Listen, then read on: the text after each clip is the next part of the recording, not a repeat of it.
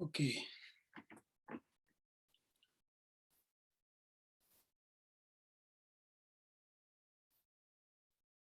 Okay.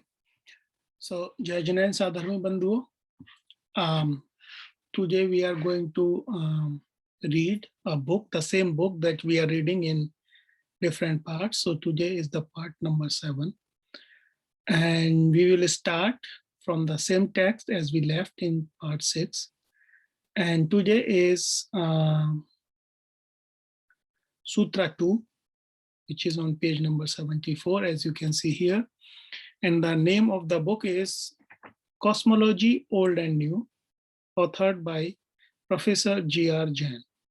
And in the book, there is a comparison, or there is a commentary on some Jain sutras, and those sutras have been compared with the modern science. So here we start from Sutra 2. According Sutra 2, Dravyani.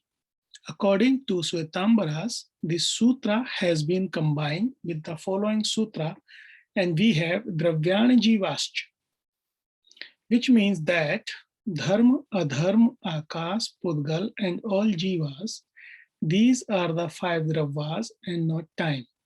So in Shwetambaras, time is not considered as one of the 6 Dravyas, as Digambara considered the 6 realities of the universe.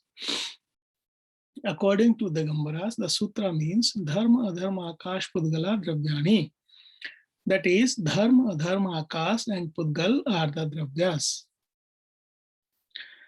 Jivascha, Kalascha, that is, Jivascha and time are also Dravyas. Thus, according to Digambara version, there are 6 Dravyas or realities: Jiva, Pudgal, Dharma, Adharma, Akash, and Kal.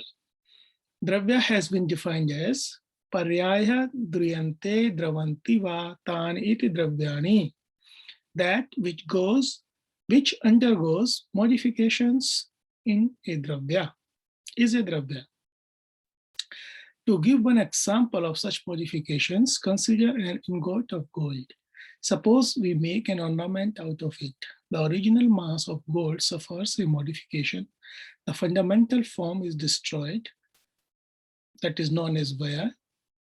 A new form is produced, that is Utpada, and the substance gold persists throughout the change, which is called Dravya. So when we are destroying one's elements or matter fundamental form, that is known as Vya, and anything that is produced from this form to a new form, that is Utpada, but the fundamental characteristics of the substance carries forward, which is known as Dravya. In this example, it was gold. Okay. Hence the following sutra: Utpad Vyay Dravya Yuktam Sata. Here Sat is Dravya. Sad Dravya Lakshanam. That is, every substance in the universe possesses the quality of permanency, Dravya with generation, and decay, Vyaya as modification of itself. It is technically called Sat, and Sat defines as substance or Dravya. In Tattvat Rajvartika, we read, Swajatya Parityagen Bhavantaravapti Rutpadha Tatha Purva Bhava Vigamo Vyayanam Vyaya Dhruve Sthairya Karmano Dhruvatit Dhruva. Utpada is the modification of a substance without leaving its own kind. Vyaya is a disappearance of a form, and Dravya consists of the persistence of the fundamental characteristics throughout various modifications. Professor A. Chakravarti has summarized in a beautiful way the characteristics of Dravya. The term Dravya denotes any existence which has the important characteristic of persistence through change. Jaina conception of reality excludes both a permanent and unchanging real of the Parmenidean type, and also the mere eternal flux of Heraclitus. Well, I don't know these two words, but at this moment I just read it. Maybe these are some philosophies, some different point of views about the matter. An unchanging permanent and a mere change without substratum are unreal and impossible abstractions. So let me quickly check on the website what is the meaning of Parmenidean. Parmenidean. Meaning of Parmenidean.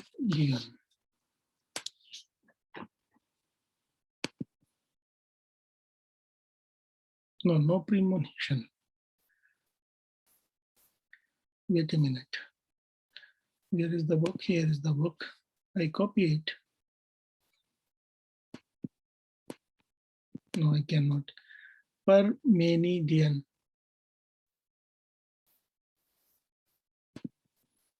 What is Parmenidean?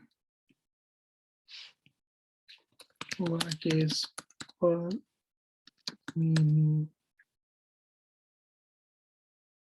No. Parmenidean. Maybe with capital P.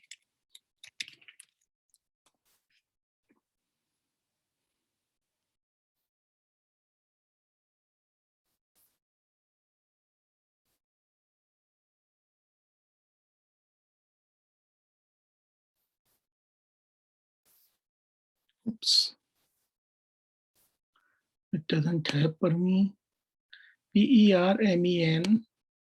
What I'm writing here, P-E-R-M-E-N, P-E-R-M-E-N. Okay, I'm writing M-I-N.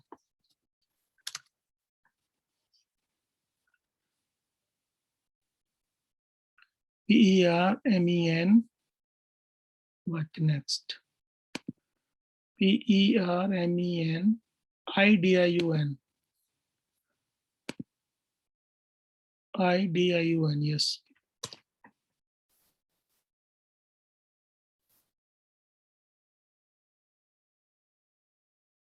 No, I did not find.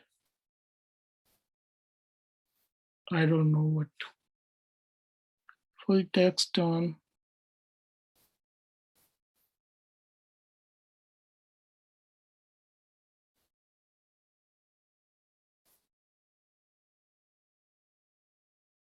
Here I found something. It is archive.org stream, but I'm not able to open it. Okay, let's keep it unknown for the moment. We will see it at some later time, these two words. But I think these are some kinds of philosophy, some philosophical point of views about the realities. An unchanging, permanent, and mere change without substratum are unreal and impossible abstractions. Jaina system admits only the dynamic reality or dravya. So in Jainism, the reality is not static, it is dynamic. Dravya then is that which has a permanent substantiality which manifests through change of appearing and disappearing. So Drav is permanent, but it can go from one form to another. It can change forms. Utpad, origin, Vyay, decay, and Dravya, permanency, form the triple nature of the real, of the matter, of course. To emphasize the underlying identity also would end Vedantic conception of the real as Brahman. To emphasize the underlying identity also would end Vedantic conception of this real as Brahman. To emphasize the change alone, one would result in Kshanik Vada of Buddhist. The reality is a stream of discrete and momentary elements. The concept of Dravya reconciles both these aspects and combines them into an organic unity. So in Vedic concept, it is famous, I guess, that Brahman is the only real. And in Buddhism, it is famous that everything is changing, ever changing, all the time is changing. So it will be Kshanik. But in Jainism, the reality, the stream of discrete and momentary elements. So the reality is composed of the elementary part and it is discrete, not continuous. So maybe it exists for some time in one form of matter, then it may change in another form of matter. So this is the discrete step between two forms of matter. But the fundamental entity as a matter, it exists there. The concept of Dravya reconciles both these aspects and combines them into an organic unity. It is an identity expressing through difference, a permanency continuing through change.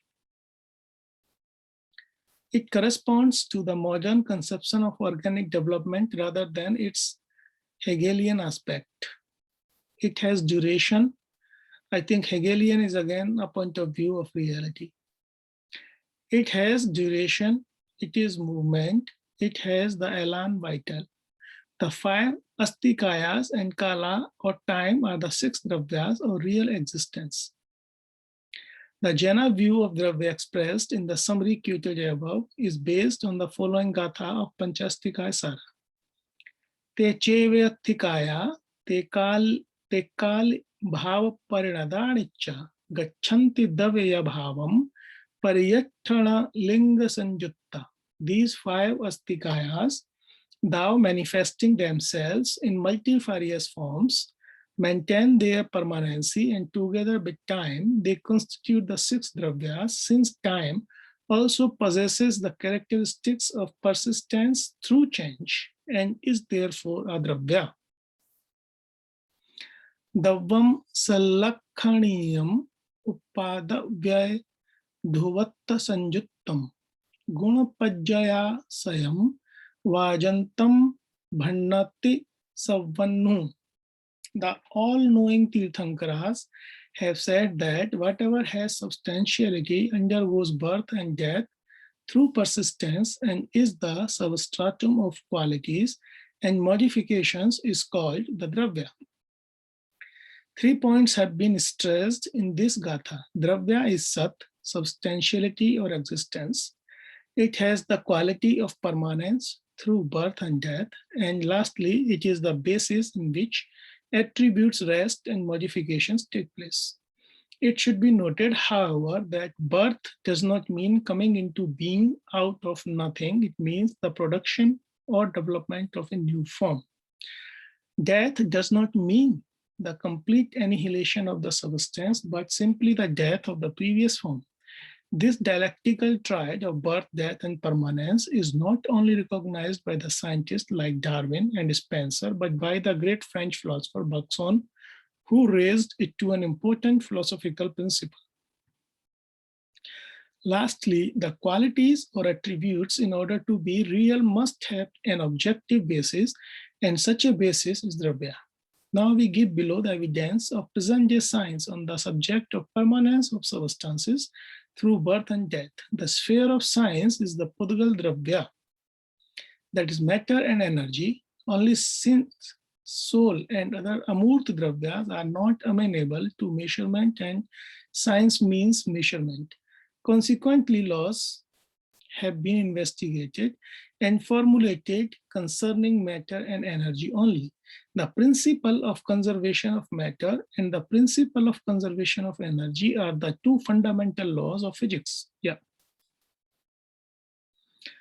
This theorem, the law of conservation or persistence of energy, is usually considered to be the flower of the mechanical world. the highest, the most general theorem of natural science, to which the thought of many centuries has led. Referring to this doctrine, Professor A.N. Whitehead writes, the doctrine of energy has to do with the notion of quantitative permanence underlying change. Mark the coincidence of the words permanence underlying change, the words which we have often used in the translation of the previous gathas. It means nothing but utpad vyaya dravya. Writing under the heading energy, like matter, is indestructible. Dr. J.W. Miller writes, whenever it has been possible to make accurate measurements, it has been found that when any quantities of one form of energy is made to disappear, an equivalent quantity of another form or forms of energy appears.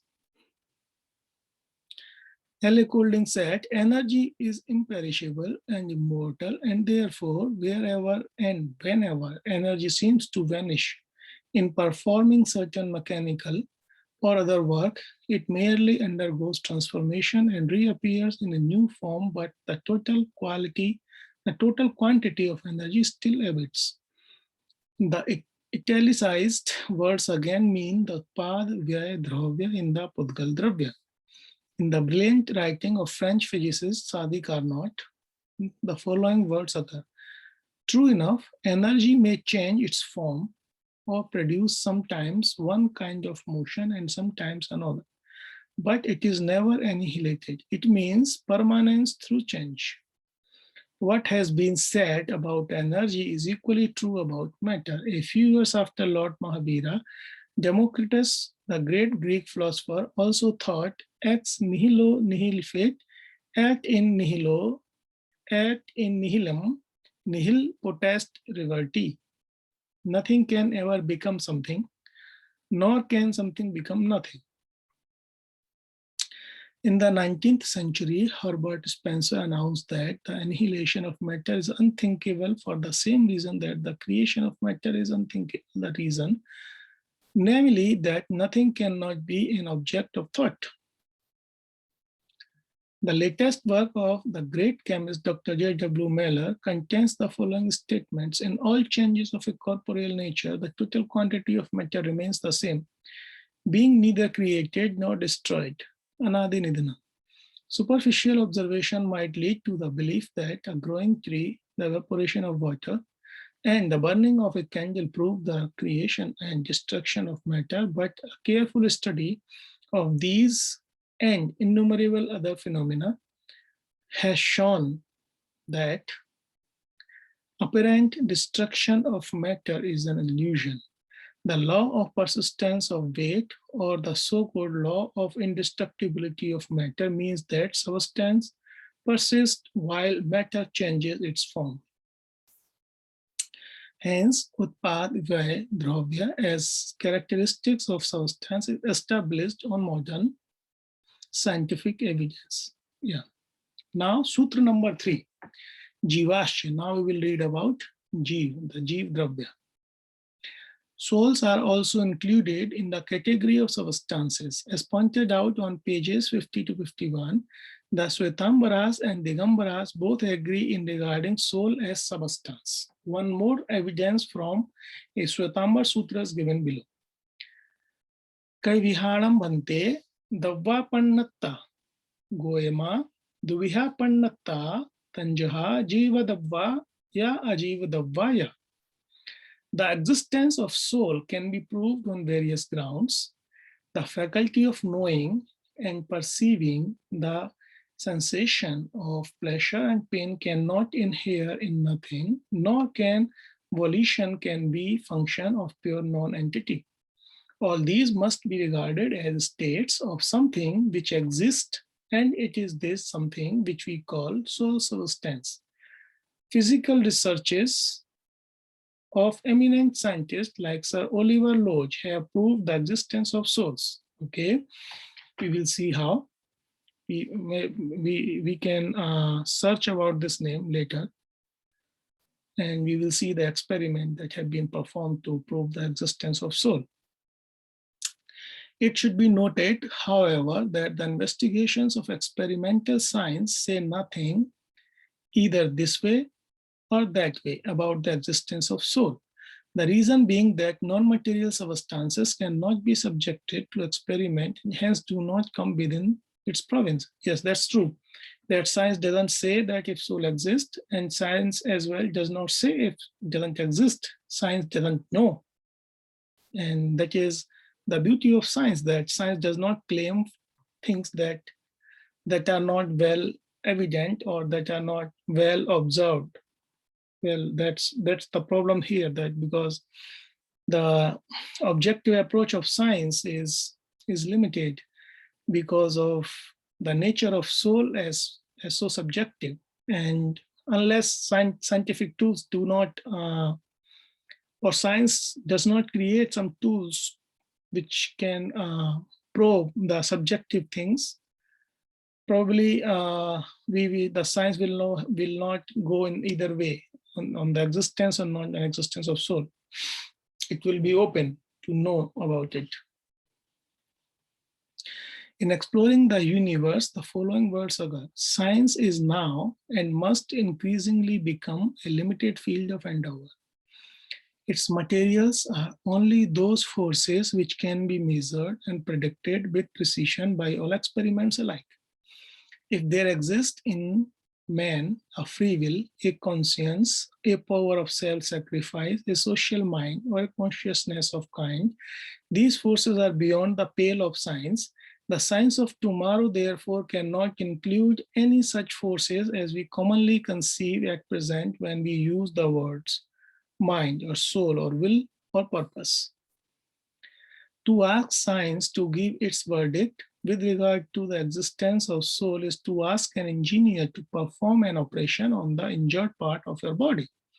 Don't think that the engineer is silly if he refuses to attend you.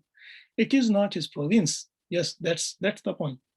But even the scientists, as logical thinkers, have felt that over the body and the intellect, there rules a heaven sent soul, and regarding it as some form of energy, they have made attempts from time to time to investigate its nature.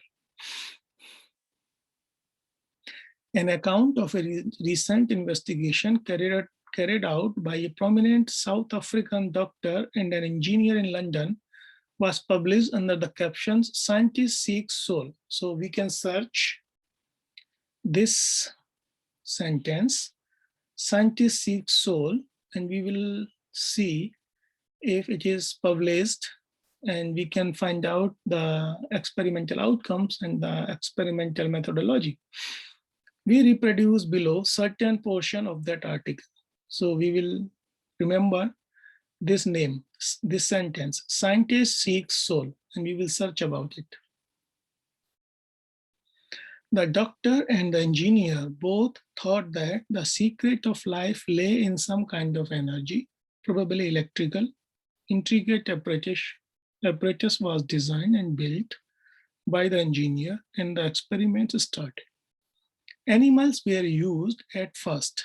Their apparatus proved that every animal was born with a definite electric charge. So it is very important that all living things are born. It implies this. All living things are born with certain electric charge.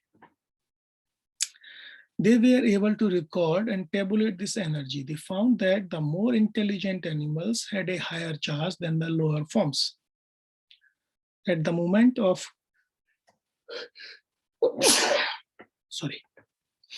At the moment of death, the charge disappeared. In the animal experiments, the records showed that the charge remained more or less the same throughout life, except when the animal was breeding. So it is also very important that the first point was that when all the animals are born with certain charge, then this charge was found higher in more intelligent animals than the less intelligent animals. Third point is this charge was more or less constant throughout the animal's life. The fourth point is that when animals die, the charge disappears. Okay. And fifth is that the charge was higher when animal was breeding. In the case of human beings, they found the same laws holding, and we read. The babies were born with a definite charge. After death, the charge vanished. An average human charge they found was 500 volts. So this is basically, this is not charge. This is an equivalent unit, which is voltage, basically, which is the consequence of the charge. So human body can produce an electricity up to 500 volts. So we can use some electrostatic to estimate the charge. The unit of charge is basically Coulomb. That's what I'm saying, that this is equivalence of charge, the equivalence voltage of charge or potential inside the human body. As the subject grew older, the charge increased not with age, but according to the type of the character the subject was developing. The two men began to think that they were on the track not only of life, but of the soul, so long sneered at by scientists. In course, animal natures, the charge remains low, and in cases of mental disease and lunacy, the charge dropped. So it is not about age, it is about the character that one's developed. And also in lunatic people or people with mental disease, charge dropped. They found that male babies had a higher charge at birth than female babies, but that the female could catch up and pass the male according to the various characteristics shown. Now they are trying to find out where does the electrical charge go at death. They think that as energy, it cannot be disappear or destroyed, but must go on existing in some form. It is therefore reported that the engineer is planning a new recording machine. This will not take the reading definitely from the body of the subject, but from the atmosphere around it. It is based on a theory that there is an aura around every human being. With this new machine, they hope that they will be able to take the reading of the atmosphere in a room or in a building, such as a hospital. They hope that when death occurs, the needle of the recording machine will not drop, but will remain steady, proving that the charge is still there in the ether filling the room. The theory they hold now is that when a patient dies, the energy leaves the body, but hovers for a time in the atmosphere surrounding the body. The reading of the above account at once conveys the idea that this is not a step which will lead to the discovery of soul, since soul is a non-material, non-tangible body. But it is a brilliant confirmation of the Jaina view of Tejas Sarira, of electrical body, which is closely associated with the soul. Compare the above with the following account of the Tejas Sarira given in Jaina Sutras, Shastras. The Tejas is composed of electric or magnetic matter, is a necessary link between the outermost body and the Karman Sarira, the latter being the compound arising from the union of spirit and matter. So here is another important point which is given in Jain literature, that this is the physical body that we hold on the outer surface, as we see everybody as a human being. And inside it, we have a Tejas body, which is composed of a matter which has some electrical and magnetic and electrical properties, and electromagnetic matter. And this Tejas body is linked with the Karman body, and this Karman body is the union of the soul or spirit and matter. So with the Karman Sarira or Karman body, the spirit is united with the matter, but it is a separate entity. It is not the matter. The Tejas Sarira is a coat of luminous matter thrown over the Karman Sarira and forms an atmosphere of or aura of light around it. Taken together, the Tejas and Karman Sariras from only one organism and accompany the soul throughout its evolution as a migrating ego.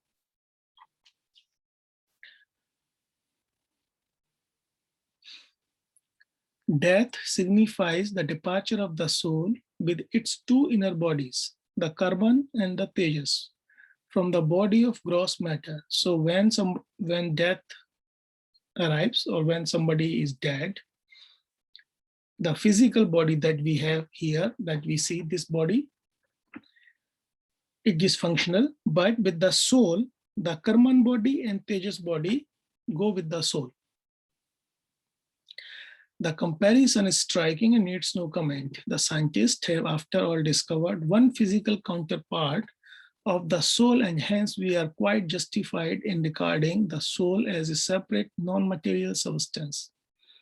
Within the last few decades, the scientists, before going further, let me say something from my side, that it's not my point of view. I'm just sharing that those experiments were fantastic. That now we know that we have electrical transmission in our neurons, the neurons electrical transmission in our brain. So yes, that's true that we have some electrical charge in our body, and the Tejas Sarira, which is, the whole body itself, like a body, the Tejas body exists there, and it was known a long time ago. So probably it was not the main subject of investigation in the ancient time, because maybe the society was more spiritual. So people were more interested in spiritual enlightenment rather than finding out or explaining people what is soul. And I think it's cultural that now we are looking more towards outward instead of inwards.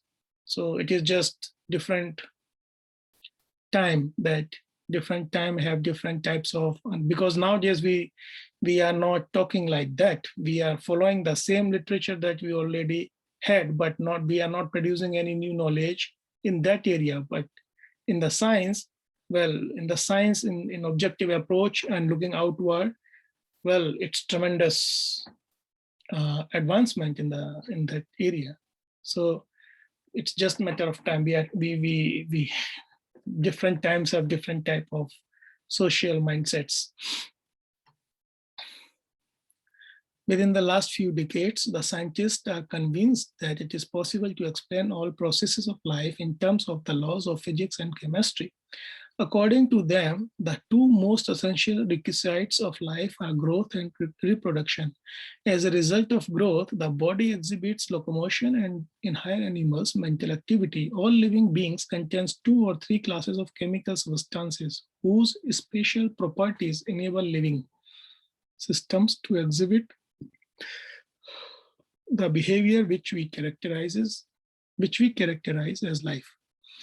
These substances belong to the category of high polymers, whose molecules contain thousands of atoms and sometimes millions of them arranged in repeated pattern.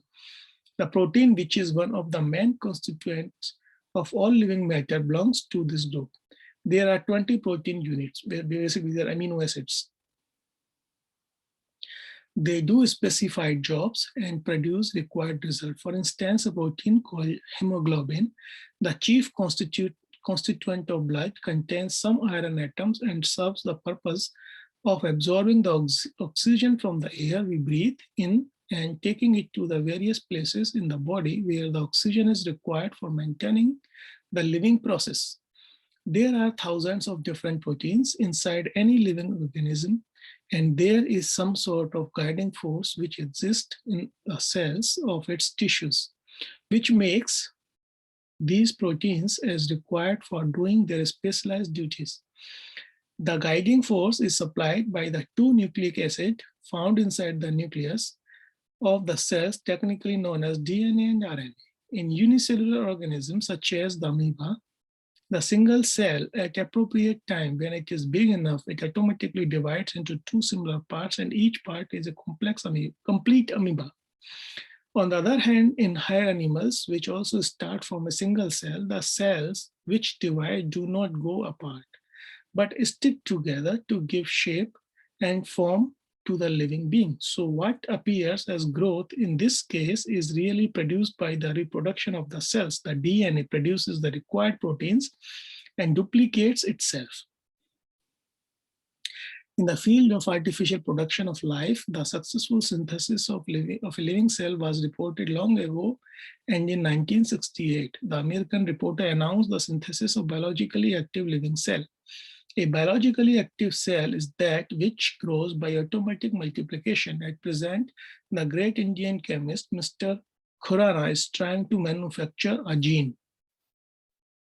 Hundreds of experiments were performed in America and elsewhere to correlate memory with proteins on the one hand and with DNA on the other hand, but no definite conclusion was arrived yet.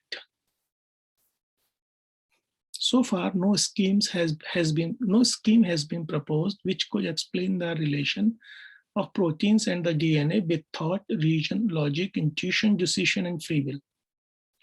In other words, consciousness could not be explained on the basis of physics and chemistry, and hence the existence of soul remains unchallenged.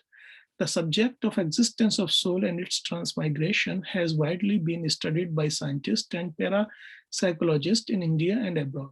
An American scientist, Stevenson, has systematically studied this problem and published valuable literature on it. Recently, the editor of the Daily Express London has published about 1,000 verified authentic cases of persons who have given an account of their previous lives. This leaves no doubt as to the soul being as a separate substance as postulated by Jaina thinkers.